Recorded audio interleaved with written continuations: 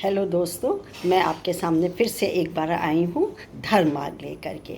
पिछले कई महीनों से मेरा यही सिलसिला चल रहा है कि मैं धर्म मार्ग नामक शीर्षक के अंतर्गत कुछ आध्यात्मिक और धार्मिक वीडियो विचारों को लेकर के, प्रसंगों को लेकर, जो कि छोटे छोटे होते हैं लेकिन बहुत ही ज़्यादा उपयोगी और सारगर्भित होते हैं, ऐसे वीडियोज़ आप तक पेश करती हूँ। तो साथियों, मेरे मित्रों, मेरा ध्येय आप तक संदेश यही तक पहुँचाना है। खास करके जो युवा आज पथभ्रष्ट हो रहे हैं, राह नहीं मिल रही है, बेरोजगारी हो रही है, तनाव में रहते हैं और इस तनाव में वो ऐसा कदम उठा लेते हैं जो कि बहुत ही शर्मनाक होता है। लेकिन बच्चों, युवाओं, यदि हम थोड़ा सा भी धर्म का पालन करें या धर्म मार्ग पर चलने वाले नियमों को हम आत्मसात कर लें तो आपके पैर कभी भी डगमगाएंगे नहीं। कभी आप अपनी राह से, एक गाड़ी ट्रैक से जो चलती है और वो इधर नहीं होगी बल्कि अपने ही ट्रैक से चलती चली जाएगी। तो हमें और क्या चाहिए? सस्ता है, हींग लगे ना फिटकरी, रंग चोखा आ जाए, कतई भी कुछ भी खर्च नहीं होना, सिर्फ और सिर्फ हमें अच्छे कर्म करना है और अच्छे कर्म धर्म ही सिखाता है और धर्म का मार्ग बताता है। आज मैंने इसी श्रृंखला में एक विचार निकाला है जिसका शीर्षक है रथ और रथी। रथ और रथी जानते हैं ना, जैसे इंद्रियां हैं हमारे जो कि हैं वश में नहीं होती हैं, तो इंद्रियों को हम कैसे वश में करें, उस पर लगाम कैसे लगाएं, ये सब बताए। तो इस सारथी का होना बहुत ज़रूरी होता है रथ खींचने के लिए। चलिए मैं पहले अपना इंट्रोडक्शन दे दूँ। मैं doctor Manju Jain, retired associate professor from SN. Singh degree college Kanpur, मेरा आपको नमस्कार है। ये रथ और रथी नामक शीर्षक को हम तक पेश किया है, पहुंचाया है श्री राम कुमार शुक्ल जी। आपका बहुत बहुत नमस्कार और धन्यवाद कि मैं आपकी बात जन जन तक पहुंचाती हूँ। भारतीय मनीषा अन सभी से विलक्षण है, अद्भुत है, क्योंकि यह संसार के धर्मों से परे आत्म तत्व जो अविनाशी ज्ञान एवं आनंद स्वरूप है वही जानने का प्रयत्न कराती है। उपनिषदों के अनुसार यह आत्म तत्व बहुत अद्भुत है।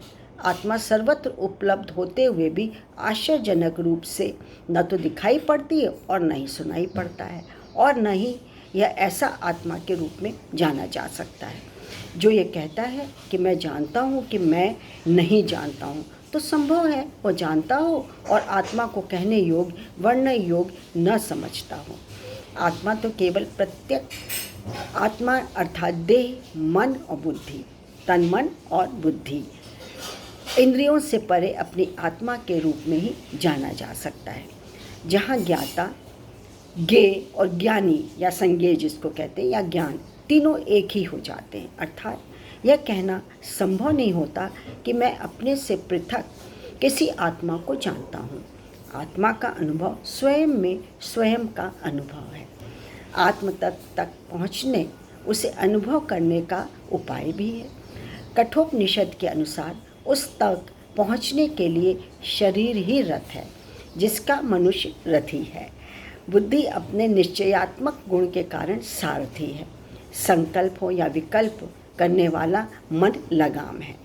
इंद्रियां ही अश्व हैं जो भिन्न भिन्न विषय रूपी मार्गों में अनियंत्रित होकर भागती हैं। जो पुरुष बुद्धि द्वारा निश्चय कर शुद्ध संकल्पी मन द्वारा इंद्रियों मतलब अश्व, उसे जन्म जन्मांत तक संसार में भ्रमित कर दुख देती रहेगी। केवल एक बार रथ की को ज्ञान मार्ग पर डालने से रथी गंतव्य मतलब हमारी आत्मा तक नहीं पहुंच पाएगा, क्योंकि अश्वरूपी इंद्रियां स्वाभाविक रूप से बार बार विषय भोग रूपी मार्ग की तरफ भागेंगे। अतः रथ पर सदा नियंत्रण रखना होगा ताकि वह ज्ञान मार्ग से विचलित न हो सके। इसलिए उपनिषद कहती है कि जिसकी बुद्धि, अब ये बुद्धि क्या है? जो लगाम खींचती है, यानी सारथी, सदा स्थिर मन कैसे होगा? जब लगाम खींचेंगे। लगाम स्थिर क्या है? मन को लगाम सदा समाहित, और इंद्रियां तो अश्व हैं, सदा नियंत्रित होते हैं। वही आत्मा रूपी परम पद तक पहुंच पाता है। उपरोक्त विवेचना से स्पष्ट है कि हम केवल इंद्रियों को तृप्त करने को बाध्य नहीं है, बल्कि अपनी बुद्धि विवेक से मन को सकारात्मक बनाकर इंद्रियों पर नियंत्रण रख सकते हैं और अपने जीवन को आत्म प्रकाश से अलौकिक कर सार्थक कर सकते हैं। अतः बिना समय बर्बाद किए हमें प्रयास प्रारंभ कर देना चाहिए।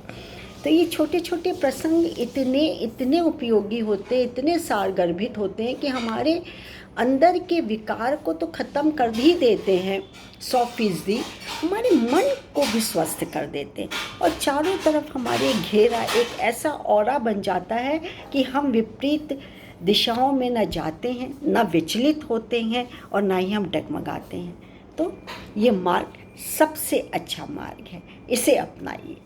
चलिए आज मैं इतना ही कहती हूँ, फिर एक नए प्रसंग के साथ आपके सामने वीडियोस लेके आऊँगी। तब तक मुझे इजाज़त दें। नमस्कार, थैंक यू।